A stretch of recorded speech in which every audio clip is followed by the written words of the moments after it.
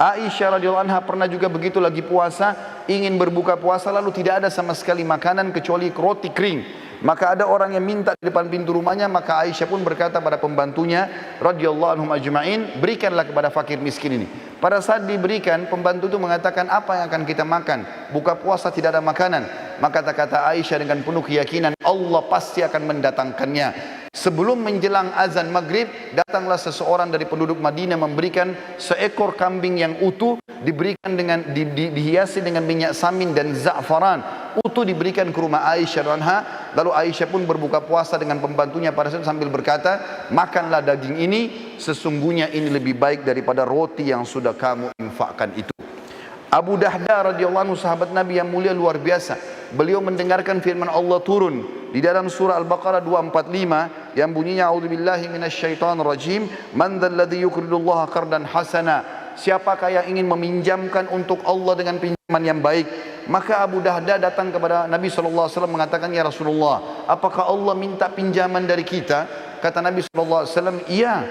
Maka kata Abu Dahda, ulurkan tanganmu ya Rasulullah. Lalu diulurkan tangan Nabi SAW, lalu dia memegang mengatakan, aku telah meminjamkan kebun kurmaku kepada Allah, isinya 600 pohon kurma, semuanya karena Allah. Maka diberikanlah kepada Nabi SAW, lalu Nabi SAW bersedekah dengan hal tersebut. Lalu Nabi bersabda, kam min azkin radahin di Abi Dardah fil jannah, berapa banyak yang akan didapat oleh Abu Dahda balasan pengganti pohon kurma ini di surga nanti. Terus Nabi SAW ulangi sampai banyak di antara sahabat yang menangis melihat sedekah tersebut. Abu Talha radhiyallahu anhu juga bersedekah dengan luar biasa. Beliau punya sebuah kebun kurma namanya Bayruha. Itu luar biasa indahnya dan ada mata air yang dingin di situ. Nabi SAW suka minum dari situ setiap harinya. Maka dia pun berkata, ya Rasulullah, aku telah membaca firman Allah dalam surah Al-Imran ayat 92 yang bunyinya, a'udzubillahi minasyaitonir rajim, lan tanalu birra hatta tunfiqu mimma tuhibbun wa ma tunfiqu min syai'in fa innallaha bihi alim. Kamu sekali-kali tidak akan pernah merasakan kesempurnaan dalam balasan pahala kebaikan sampai kalian menginfakkan yang terbaik yang kalian miliki, dan sungguhnya apapun yang kalian infakkan Allah Maha mengetahui. Maka dia pun berkata, sesungguhnya harta yang paling aku cintai adalah perkebunan kurma Bayruha, dan aku ingin menginfakkannya di jalan Allah. Maka Nabi SAW mengatakan, bakhin, dzalika malur ribh, dzalika malur rabih, wa qad sami'tu ma qultu wa inni ara an taj'alha fil aqrabin. Faqala Abu Talha, af'al dzalika ya Rasulullah. Artinya, sungguh keberuntungan kau hai Abu Talha, sungguh keberuntungan, hartamu ini menguntungkan sekali, dan aku telah mendengar kau menginfakkan di jalan Allah, dan aku memerintahkan kamu untuk memberikan kepada sanak kerabatmu terdekat. Abu Talha pun mengatakan iya.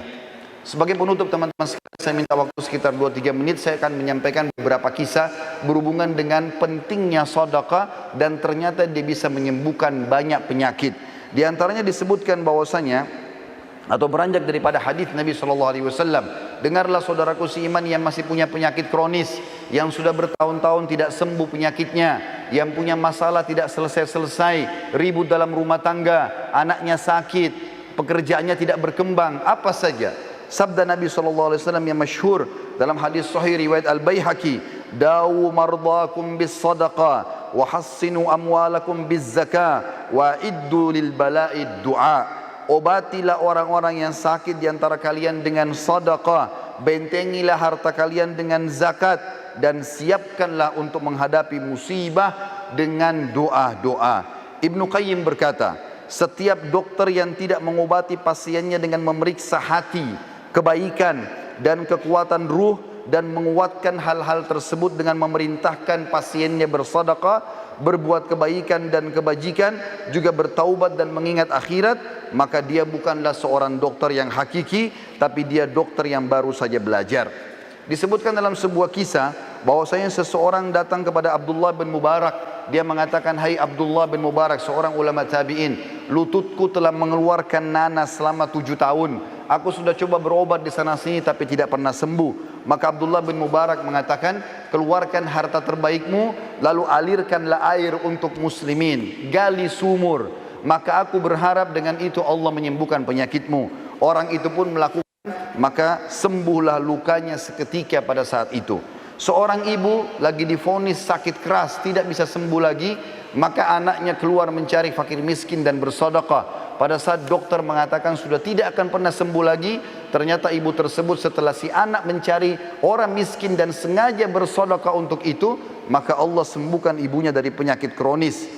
Allah subhanahu wa ta'ala juga dalam kisah yang lain mengangkat penyakit kanker dari seorang laki-laki yang sudah divonis tidak akan pernah bisa meninggal, tidak akan bisa hidup lagi. Dari Saudi dia berangkat ke Eropa untuk membiayai kankernya, dan ini ada beberapa organ tubuh yang harus dirusak dan diangkat.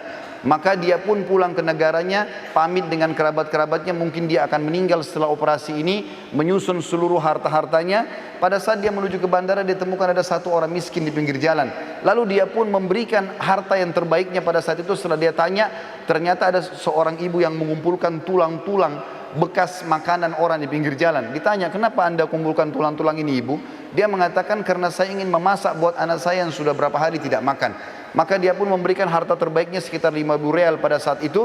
Lalu dia pergi berangkat ke Eropa dengan tidak berpikir kalau sedekah itu bisa membantunya.